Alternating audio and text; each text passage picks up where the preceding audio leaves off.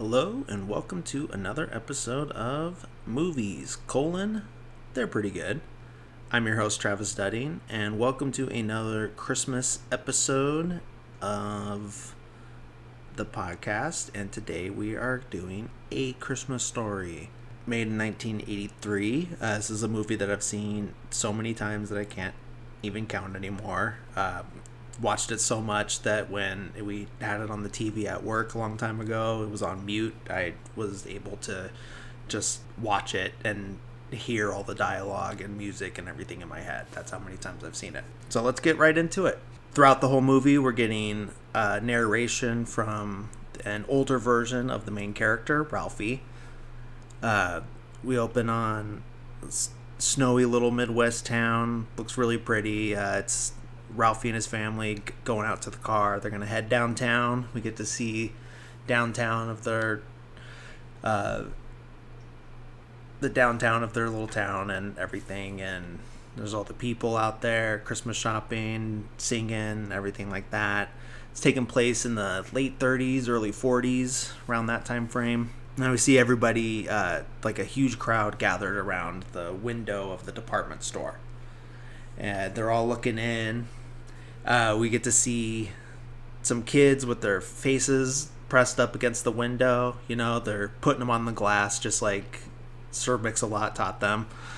And then we see the Red Ryder BB gun, which is the sought-after gift of our main character, and kind of like the driving force of the whole plot, is that him just wanting to get this specific BB gun. So next morning, we're seeing him put an ad for the BB gun inside his mom's Look magazine. This is his way, as he's saying in the narration, that he can't just come right out and say, this is what I want for Christmas. He has to use these tactics in order to get her to think it's her own idea, basically. Cut down to the kitchen where mom and dad are having breakfast. The dad's reading the newspaper. He's talking about reading a story about a man who swallowed a yo-yo, and the mom gives him a look, and he's like, what? That's real news, unlike that politics stuff. So that's kind of a funny thing. So then Ralphie's down there for breakfast and everything, and they finally just come out and ask him, like, what do you want for Christmas? And he blurts it out, like I want an official Red Ryder carbine action 200 shot air rifle. I forget the whole thing, but and then first thing that the mom says is, you'll shoot your eye out. And that's going to be a running theme throughout the whole thing. But then after that, like, she's like, no, you're going to shoot your eye out. And then he's like, oh, no, just kidding. I just want Tinker Toys. And he's just like, oh, like, why did I say that? Like, Tinker Toys are so lame. But she's not buying it. She continued to say, like, nope, too dangerous and everything like that. Okay, so he's having this daydream that these robbers are coming to, like, attack the house, steal all their stuff and everything like that. They're dressed very old-timey. They got the striped shirts and the beanies and everything. They might as well be carrying a sack with a money sign on it.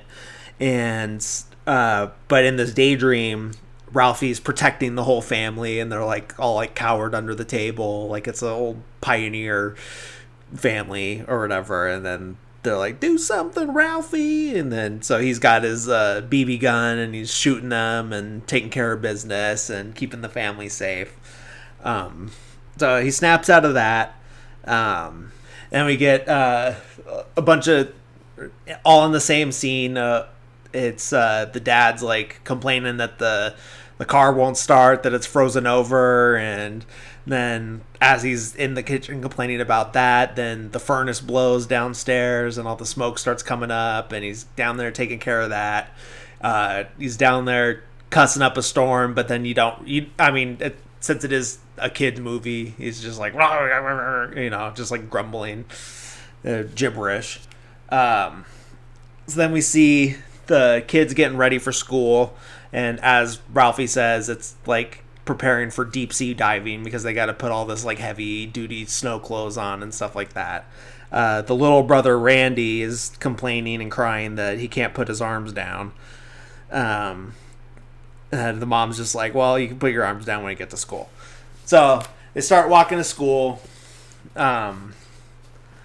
Ralphie meets up with his two friends, Flick and Schwartz, and then they start talking about they're already in the middle of an argument about whether or not if you lick a pole or lick something metal when it's cold, if your tongue would stick to it. And it's Schwartz is the one saying that it will, and Flick's the one denying it. So they're just talking about that all the way to school. They get to class. They're all passing out fake teeth to each other, and they all put them in as the teacher comes in as like I guess a prank. It's a very mild prank, so I don't know what she's so upset about. But then as like she comes in, she collects the teeth from all of them after they do their little joke and puts them all in the drawer. And her desk drawer is just full of toys, gags, all kinds of stuff like that. Just like random things that she's confiscated from the kids, and it's just like completely full.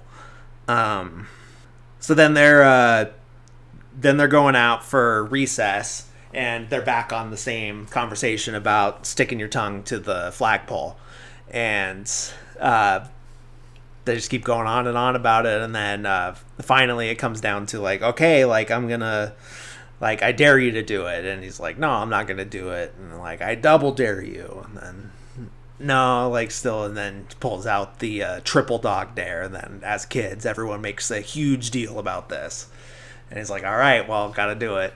So Flick sticks his tongue to the pole, and something interesting about this actor is that he would go on to star in many adult films in his career as he got older, hopefully as he got older.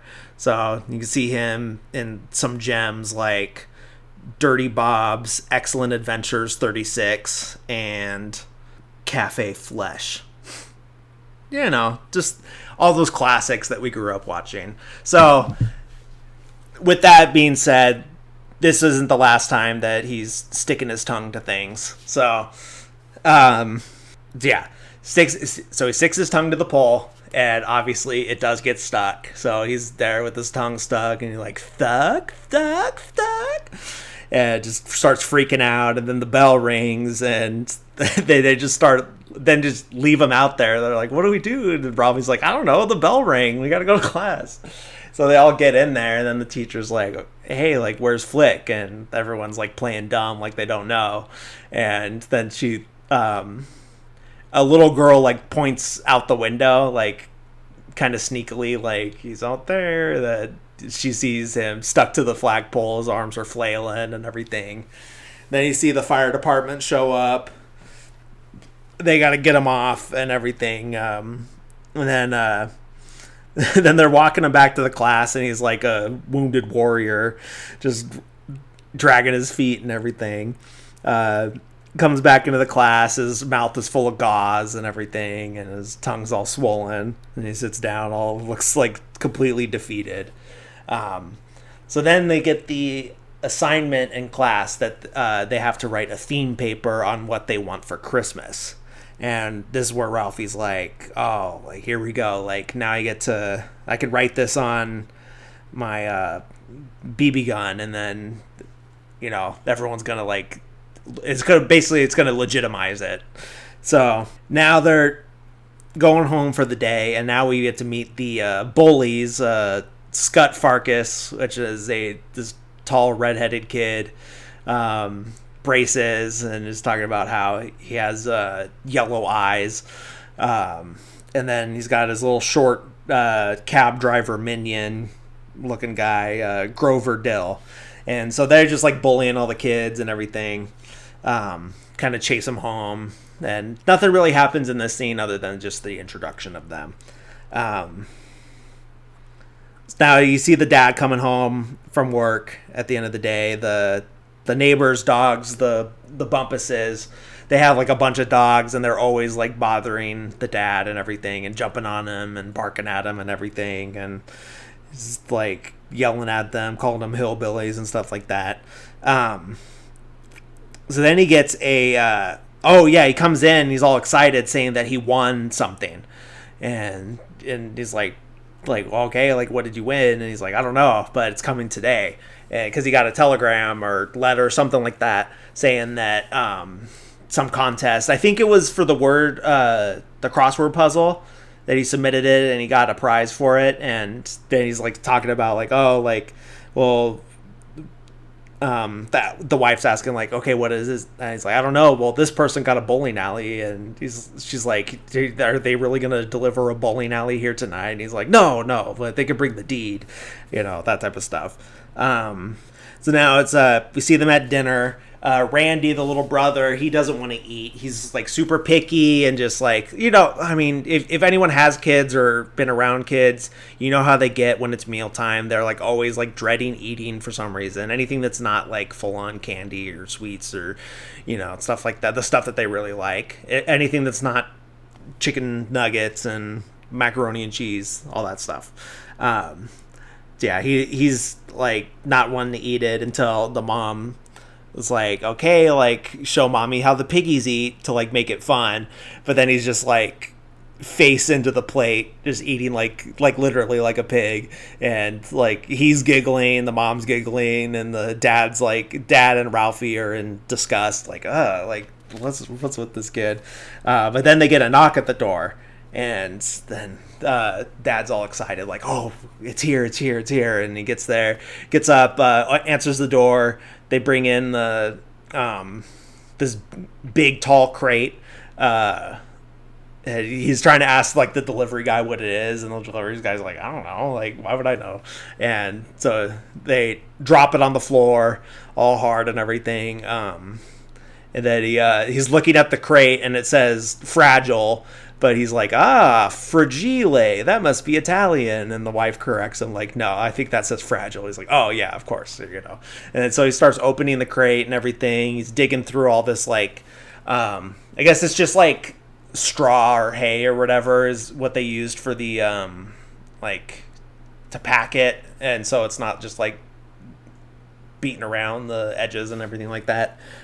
So he's like throwing that out, trying to find what it is, and then he pulls out this big leg with fishnets, like a woman's leg with fishnets, and like a high heel on a stand. And he's like, oh, like it's a statue, like it's some kind of major award. And then he finds the as he's like holding it up and like digging through the box to see if there's any more like pieces or anything like that.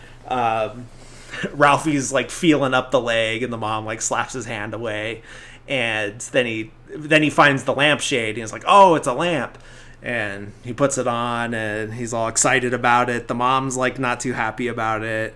She's like, then he's like, all right, we got to find a place to put it. Let's put it right in the front window so everybody can see, right smack in the center. And he's setting it up and everything. He turns it on, and you see him trying to like plug it in, and you see it's like 20 things all plugged into one outlet, and it's like sparks every time he plugs it in.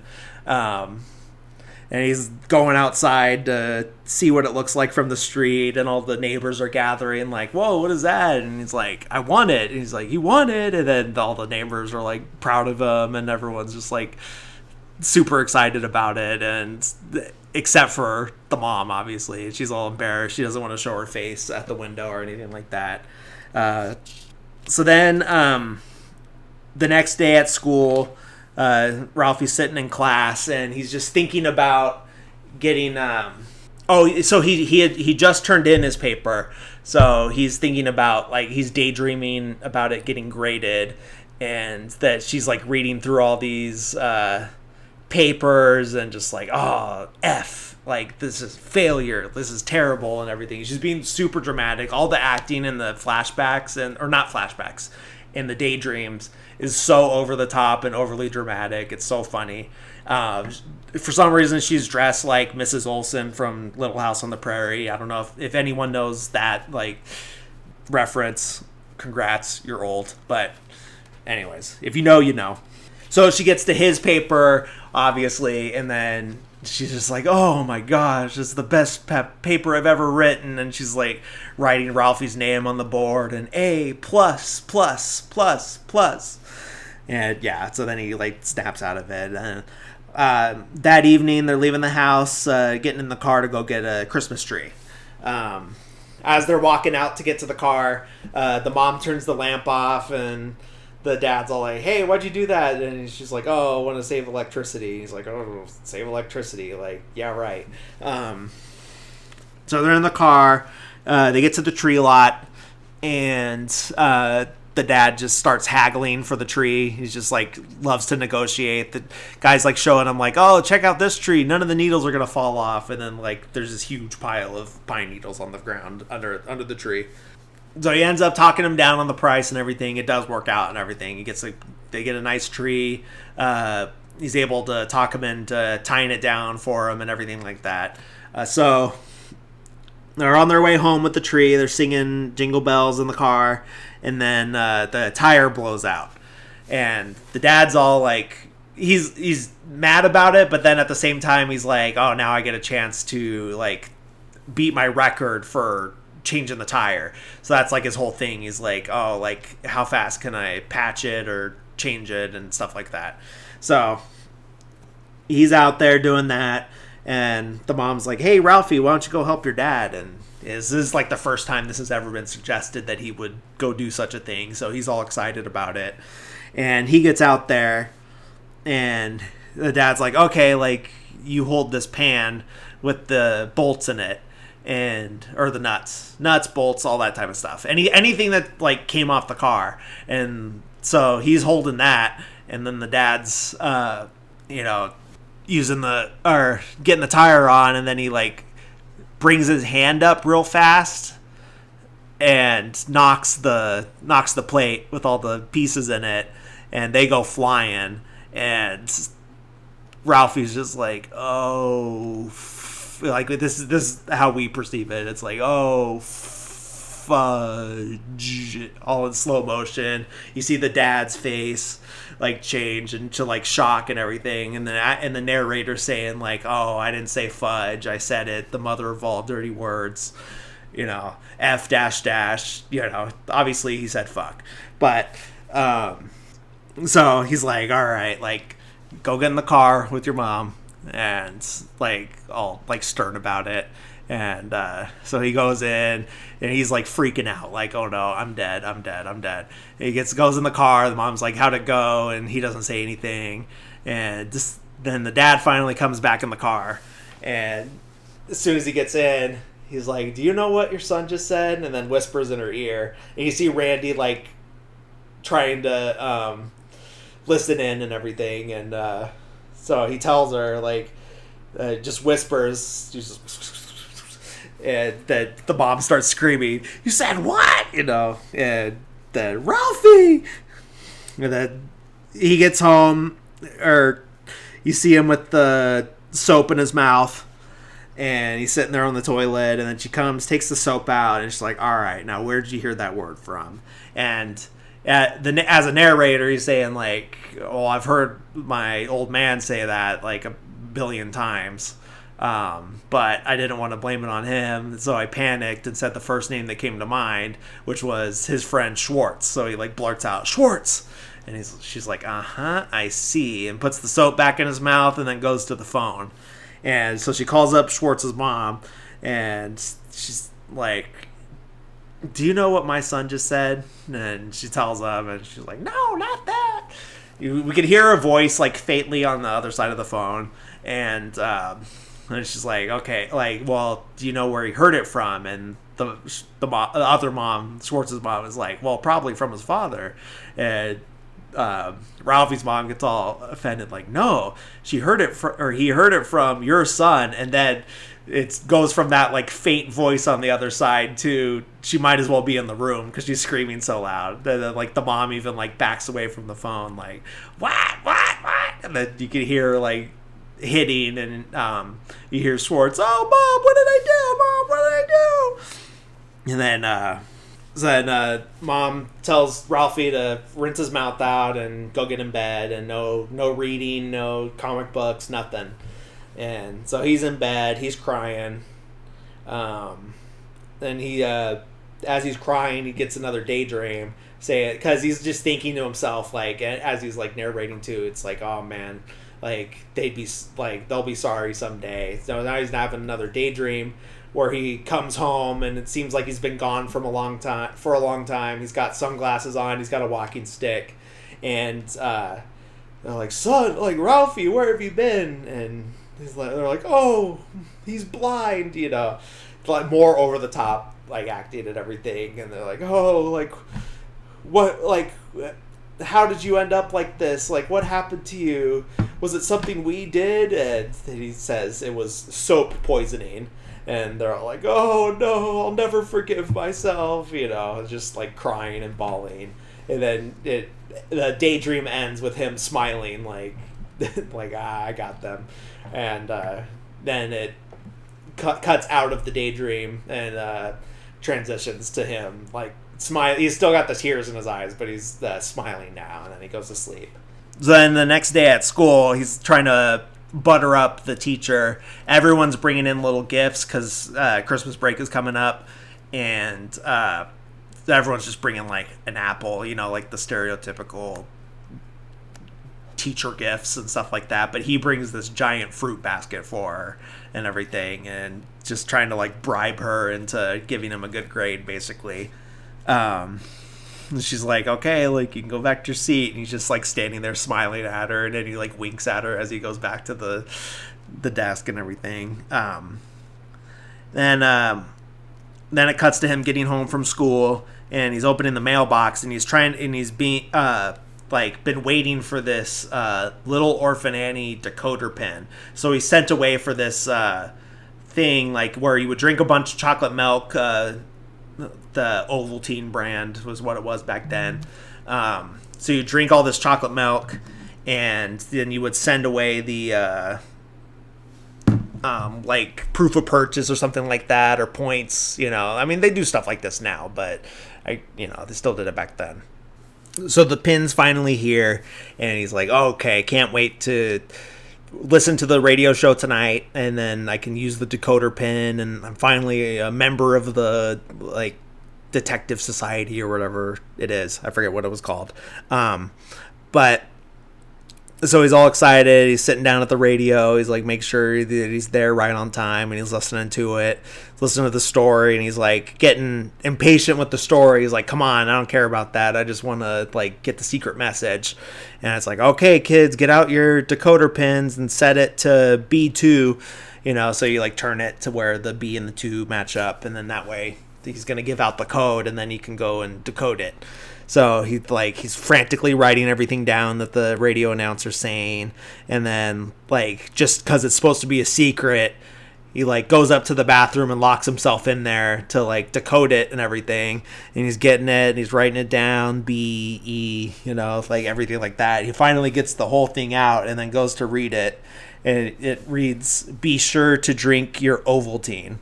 And he's like, Ovaltine, a crummy commercial? Son of a bitch. And then he's just like pissed off. The whole time Randy was trying to get in the bathroom, and he like wasn't letting him in because he had to finish. So he finally now he's all mad and everything, and just goes and opens the door and lets Randy get in there, and he like rushes in. He's like already got his pants like half down, I think, if I remember right.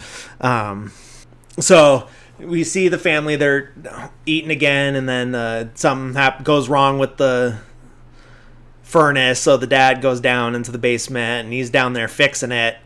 And then as he's fixing it and like cussing up a storm again, the mom just like goes over to the lamp and pushes it over, and as soon as like he hears the lamp breaks, he like runs up the stairs, and it's like, where's the, like, what happened?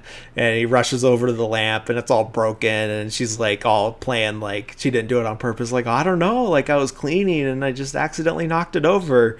And he's like, no, like you were always jealous of it. And she's like, I wasn't jealous of a stupid lamp, and says it's like the ugliest lamp that she's ever seen. And he's just like all flustered and grabs all the pieces and runs out the door because he's gonna go try and fix it. And then you see later that he's got a bunch of scotch tape on it, and he's trying to like tape it back together. And then as soon as he goes to put the shade on, it just crumbles back apart and everything. So now, like defeated, he goes out into the backyard, and Ralphie says that in the narration that he like went out to the backyard to bury it, and he was out there for hours, and that he could have sworn that he heard taps playing. That's the, if anyone doesn't know, that's the song that they play at like military funerals and stuff like that. They play it at night at some bases, and it's like meant to like signify the loss of the fallen and stuff like that. So back to school, and she's passing back the papers and everything, and he's like, all right, I finally get to see that A+, and then he gets his paper back and it's a C+. And so now he gets another daydream of the teacher as the Wicked Witch from Wizard of Oz, and she's like laughing at him like C+, and then like, oh no, like my mom must have gotten to her. And then we see the mom is also in the dream, but she's dressed up like a court jester, and they're both like laughing at him like, you'll shoot your eye out, you'll shoot your eye out, because that's also what the teacher wrote on his paper, like, no, like, you don't get a BB gun, you're gonna shoot your eye out. So that's the main reason why he's like, oh, my mom must have gotten to her.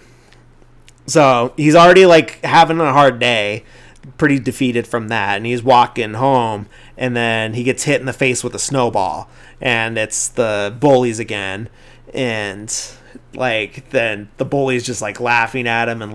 We get like a zoom in on the bully's mouth, and Ralphie just snaps and just like tackles Scut, and he's just like punching him. He's like sitting on his chest and just like beating the crap out of him, and just like punching. And then Grover, the little guy, is like, hey kid, stop. And like Ralphie pushes him over, and he's like, I'm going to get my dad, and he runs off. And then Randy sees it, and he's like, oh, I'm out of here. He goes to get the mom. All the kids are gathering around just watching Ralphie beat up the bully, because the bully like bullies all of them, not just Ralphie and his friends. So and the whole time like Ralphie's like doing the same like cussing gibberish that his dad does in the basement, and all the kids are like, whoa, did you hear what he said? And Randy's back with the mom, and she like pulls Ralphie off. You see that Scott's all like bloody, his nose is all bloody and everything, and Ralphie sees his mom and just starts crying. It just like breaks down, like it's just like too much emotion, and he just breaks down. And then like she's holding him and takes him home. He's still like crying when he gets home, and so she's like, okay, like wash up, it's okay, like calm down, like you're fine. And then tells him to go lay down for a bit. Then the mom's down in the kitchen, and she could hear like soft crying in the kitchen, and she opens up the cupboard under the sink, and Randy's under there crying like under the sink, and she's like, what's going on? And he's like, Daddy's gonna kill Ralphie. Like, no, he's not gonna kill him, like he's gonna be fine, like do you want a snack? And then he like gets out of there. So yeah, that's what like Ralphie's like super worried like what his dad's gonna do for him being in this fight. So he comes downstairs when his dad's home, and it's dinner time and everything. The dad asks like, hey, where's your glasses? And the mom's like kind of covering for him for a sec, like, oh, like they you left them on the radio, and gives them back to him. And then like, oh, it's just like, so did anything happen today, like to everybody? And the mom's like, well, like Ralphie got in a little fight today. And then like, oh, like what for? And but he's just like asking like questions, and the mom kind of like downplays it a little bit to cover for him, but also you know she doesn't like leave anything out, but just kind of like makes it seem like not as big of a deal as it was and everything. So, and the dad's like, oh, okay, and that's it, that's the end of it. So he's thinking again when he's in bed, like, okay, like can't ask mom, that plan didn't work, the whole assignment thing isn't working, so like how am I gonna get this gun? And then he's like, oh, that's it, like I'll ask Santa, duh. Like, so we see them at they're back downtown again, they're watching the Christmas parade, and it's just like it's a lot of your basic stuff, but then like This is how you could tell it is like late 30s, I think, because you got Wizard of Oz stuff, you got Snow White and the Seven Dwarves, you got Mickey Mouse and everything like that. For some reason, the flying monkeys from Wizard of Oz like surround Mickey Mouse and start beating him up, and he just like does like a aw shucks like thing like after it happens. I don't know, it's really weird, but it's funny. So after the parade, like Ralphie's like come on, like we gotta go, and he wants to get to the department store and wait in line to go see Santa. And they get up the escalator, they see like this big giant mountain that you gotta like climb up, and Santa's at the top with a couple elves, and there's a staircase to go up and a slide to go down. So he goes to the bottom of the staircase to get in line, and some guy's like, hey kid, what do you think you're doing? Like you gotta wait in line. And like that's where the line ends. It begins back there, so he has to go like way back further in the store and wait in line for a long time. So he's getting there. So he's in line with Randy and just like waiting, and there's some weird kid in line. There's always some weird line kid, and he's just like dressed as like a little aviator, and he's just like keeps talking to them. He's just got this like big smile, and he's like, I like Santa. And Ralphie's like, yeah, sure, like me too.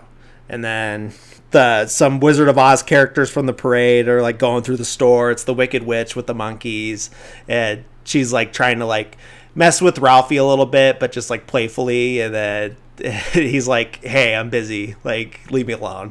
And she's just like, oh, okay. And then like they leave, and then the line kid turns back around and he's like, I like Wizard of Oz. And Ralphie's like, oh, okay. And then line kid's still just like staring at him, and I like the Tin Man. And Ralphie's like, oh geez, this kid. So cuts ahead a little bit to where they're finally on the stairs. We see that the elves are like being aggressive with all the kids and everything, and so's the Santa, to be honest. It's just like it's a little bit playing into the like kids love Santa, but then as soon as they go get to meet him, that he's like super scary, so they're kind of like heightening that. It's like a little distorted with the voice in the video when you see him and everything. And then so like kids are getting put on Santa's lap, and they're just like screaming and crying, and he's like, okay, get him out of here. And then they push him down the slide. So you finally get to the top. It's their turn, and Randy goes first, and he just like screams. He doesn't say anything. He gets sent down the slide, and it's Ralphie's turn. He gets put on Santa's lap, and he just goes blank. And it's like, what do you want for Christmas? And he just can't think of anything. And Santa's like, okay, like, how about a nice football? And then he just like nods, because he's just like so out of it and so like in shock. Like, okay, here's like my moment, but he can't like come up with the words. And he's like, okay, like, get him out of here. And then the elf starts to put him down the slide, but then he snaps out of it and is like, wait, and like puts his feet to the side and climbs back up the slide a little bit, and until he's like hanging off the edge. And he like tells him like, I want to he goes through the whole spiel of the Red Ryder BB gun. And Santa just looks at him and says, you'll shoot your eye out, kid. Merry Christmas. Ho, ho, ho. And then just taps him on the forehead with his boot and pushes him down the slide. And then he just lays down in the fake cotton snow at the bottom with Randy in defeat until the mom and dad come and pick him up. And like the dad's asking him like, oh, like did you tell him what you want for Christmas? And they're like, don't worry, he knows, he always knows. And he just kind of like laughs, and then they head back home. They're putting lights on the Christmas tree and blow a fuse, like everything goes out, because they are adding more things to the giant cluster of plugs in the one outlet. So fuse goes out, and the dad goes and changes it, and then they're like trying to get the kids to go to bed. So he's like, oh, I thought I heard Santa's sleigh like down the street. And then they're like running up the stairs and pushing each other over to like race upstairs and everything. They go and get in bed, and then the parents are like, all right, let's go get the presents.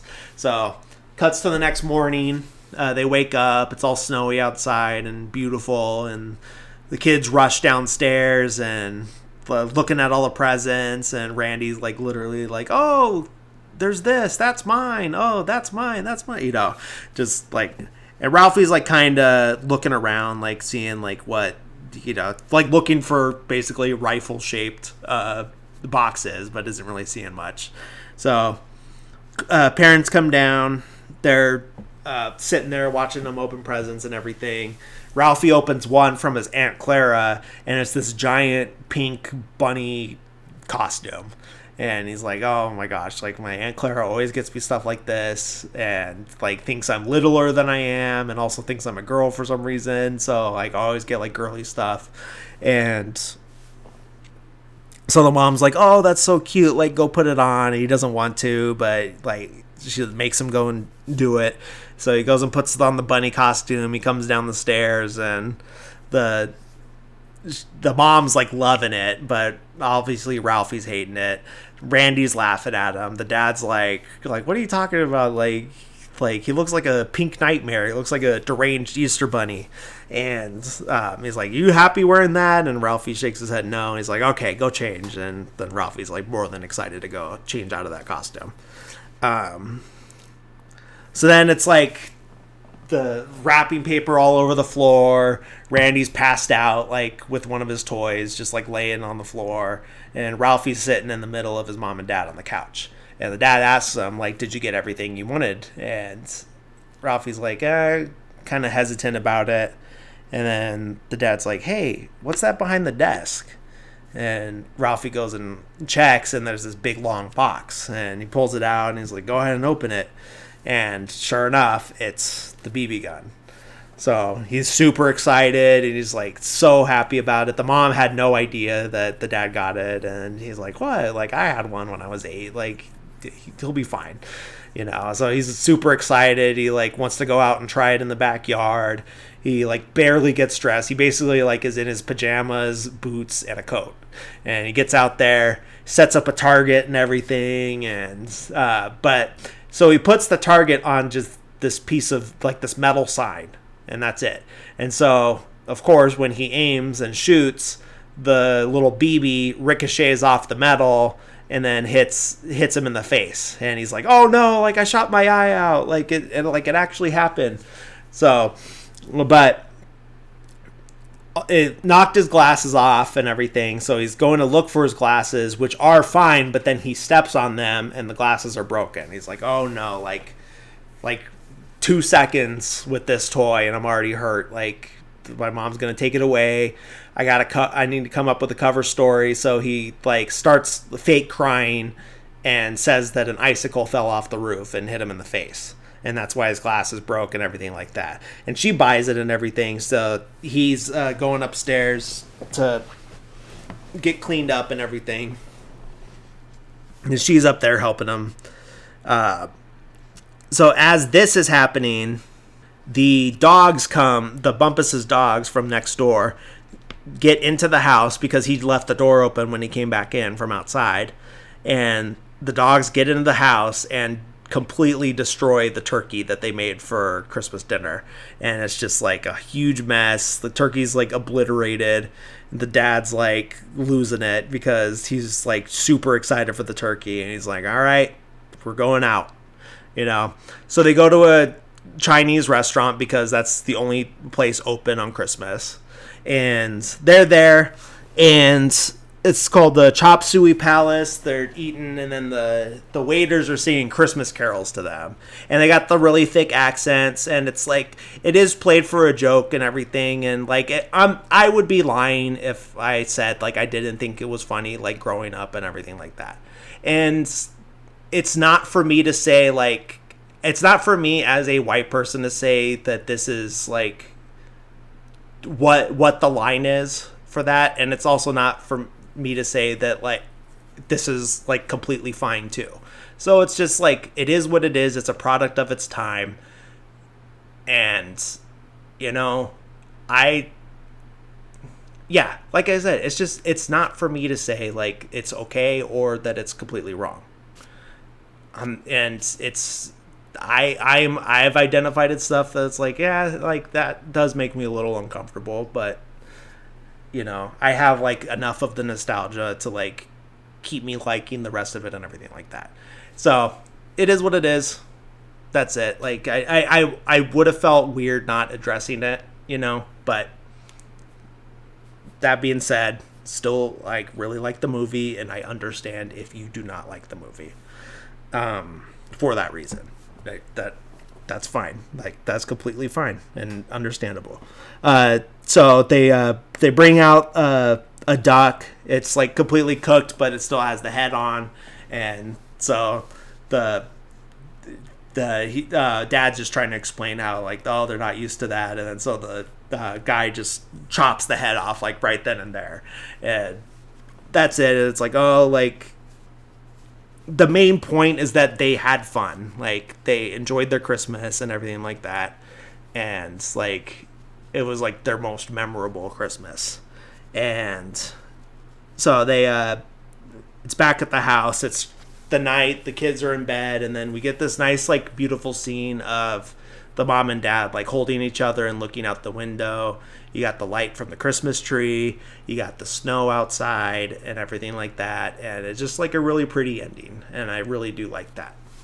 So after I rewatched this for the podcast, I also gave a try to the new sequel that just came out on HBO Max, A Christmas Story Christmas.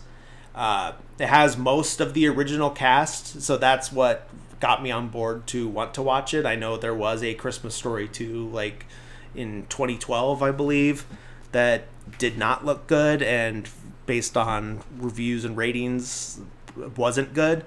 But this one I was like, okay, like let me give this one a shot. And I, as a big fan of the original Christmas Story, I really did like this.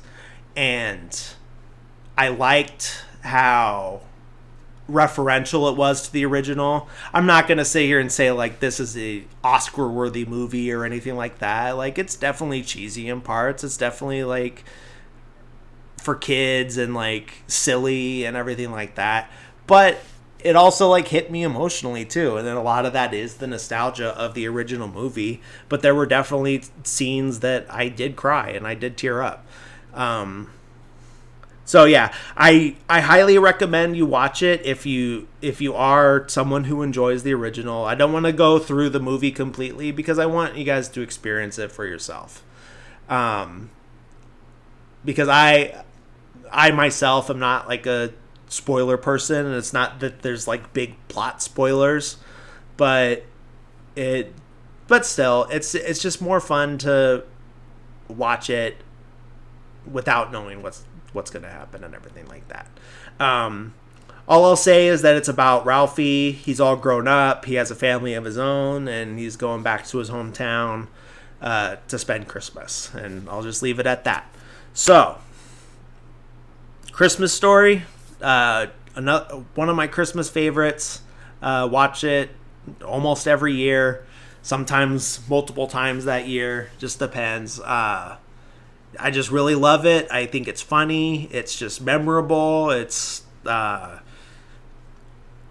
of the Christmas t-shirts you're going to see at Kohl's and Target are going to have Christmas Story on them, and the other half are going to have Elf. So it's just one of those classics, and I love it. I will continue to enjoy it. I hope you guys enjoyed it. If you watched it for the first time, I hope you enjoyed watching it on a repeat. If you have seen it before, I'm sure most of you have. But yeah, that's it. Thanks for listening. I hope you guys enjoyed this episode. I feel like it might have been a little rough in the beginning, but I hope you enjoyed it. I hope you keep listening, and I will see you guys next week. Thanks.